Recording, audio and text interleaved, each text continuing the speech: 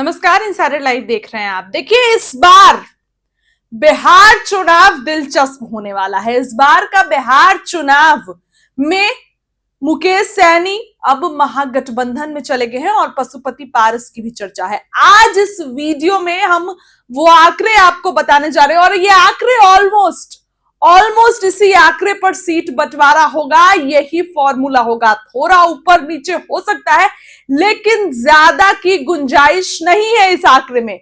इस आंकड़े पर ही सीट बंटवारा होगा। सीट बंटवारे का फॉर्मूला इसी आंकड़े पर तय होगा, जो आंकड़ा हम आपको बताने जा रहे हैं। बिहार विधानसभा में 243 सीट है, 243 सीटें कैसे बटेंगी, कितने दल में कितनी जाएंगी, क्या तेजस्वी यादव का प्लान है, ये सब बताने वाले हैं इस वीडियो में। वीडियो को आखिरी तक देखिए।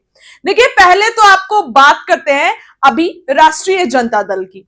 तो अभी महागठबंधन में राजद सबसे बड़ी पार्टी, दूसरे में अगर बात करें तो कांग्रेस है दूसरे नंबर पे, तीसरे नंबर पर लेफ्ट, जो कि बेहतरीन प्रदर्शन देती आ रही है पिछले विधानसभा में भी और लोकसभा चुनाव में भी।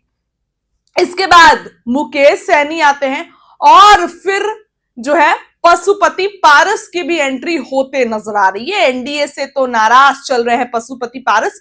हो सकता है कि अब तेजस्वी यादव की पार्टी में आए, आरजेडी के साथ गठबंधन करके चुनाव लड़े। कई सारे सवाल आपके जहन में हैं कि सीट बंटवारा कैसे होगा, मुकेश सहनी को कितनी मिलेंगी और सबको कितनी मिलेंगी। लेकिन आपको बताएं, सीट बंटवारे को लेकर हलचल अब दिन पे दिन तेज हो रही है। सीट बंटवारे को लेकर आए दिन खबरें आती हैं, लेकिन जो हम आपको आंकड़े बताने जा रहे हैं, ये आंकड़े इसी पर सीट बंटवारा होगा।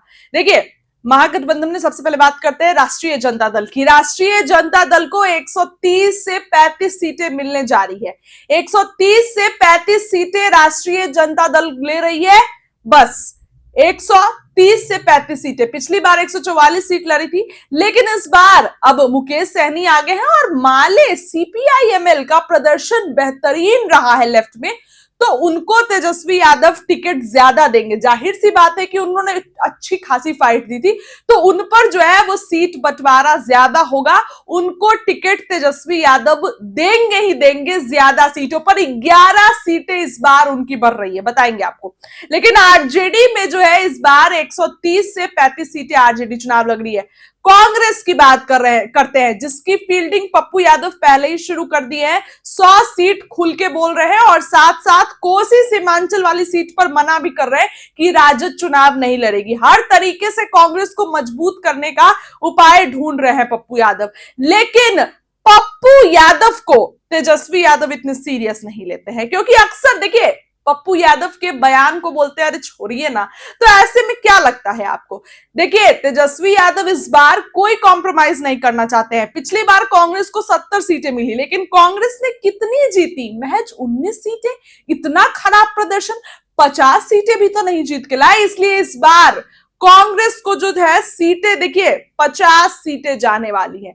50 सीटों पर कांग्रेस को संतोष करना पड़ेगा। उससे ज्यादा सीटें कांग्रेस को नहीं मिलने वाली है। कांग्रेस को 50 सीटों पर ही जो है संतोष करना पड़ेगा। उससे ज्यादा कहीं कांग्रेस को तेजस्वी यादव नहीं देने जा रहे हैं, चाहे कुछ हो जाए। क्योंकि पिछली बार देख लिए ना, कहां अच्छा प्रदर्शन था। तो आरजेडी 130 से 35 सीट पर चुनाव लड़ेगी और कांग्रेस को 50 सीट देने जा रहे हैं। इसके बाद हम आते हैं पशुपति पारस पर। एंट्री हो गई ऑलमोस्ट। चुनाव लड़ेंगे साथ में राष्ट्रीय लोक जनशक्ति पार्टी, पशुपति पारस की पार्टी है। 4 सीटें देने जा रहे हैं तेजस्वी यादव। अरे चिराग पासवान का कार्ड है ना, चिराग पासवानों को भी तो साधना पड़ेगा ना। तो 4 सीटें चिराग पासवान के चाचा पशुपति पारस को तेजस्वी यादव देने जा रहे हैं। इससे ज्यादा कोई उपाय नहीं है। इसके बाद मुकेश सहनी 60 सीटों की डिमांड कर रहे हैं, आज से नहीं 1.5 महीने पहले से।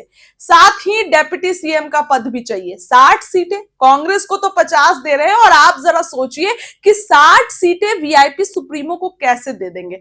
मुकेश सहनी को 15 सीटें जा रही हैं और 15 सीटें तेजस्वी यादव देने जा रहे हैं। एनडीए में उनको 12 या 11 सीटें मिली थी और तेजस्वी लेकिन मुकेश सहनी को जो है वो 15 सीटें देने जा रहे हैं और इसी में उनको संतोष करना पड़ेगा। क्या किया मुकेश सहनी ने लोकसभा चुनाव में?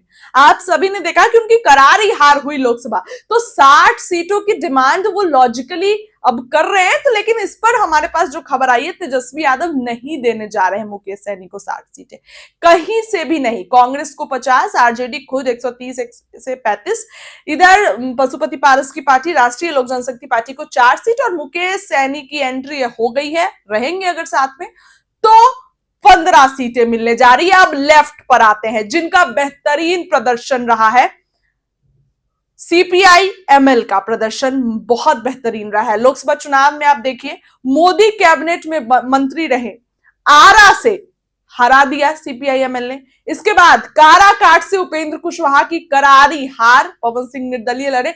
तो और पिछली बार विधानसभा में उनका स्ट्राइक रेट बहुत अच्छा रहा, काफी अच्छी फाइट उन्होंने दी। तो इस तरीके से होने जा रहा है सीट बंटवारा। माले को इस बार लेफ्ट को 40 सीटें मिलने जा रही हैं, 11 सीटें जो है उनकी बढ़ेगी।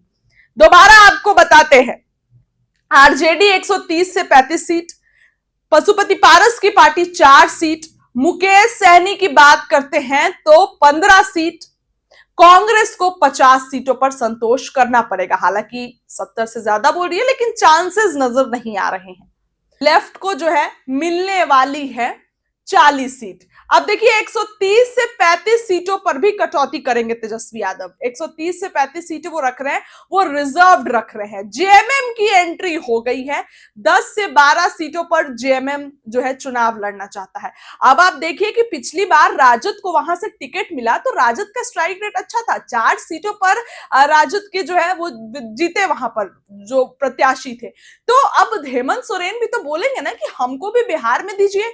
जिस तरीके से आप झारखंड में तो आपने सीट ले लिया, तो बिहार में भी हेमंत सोरेन की डिमांड है।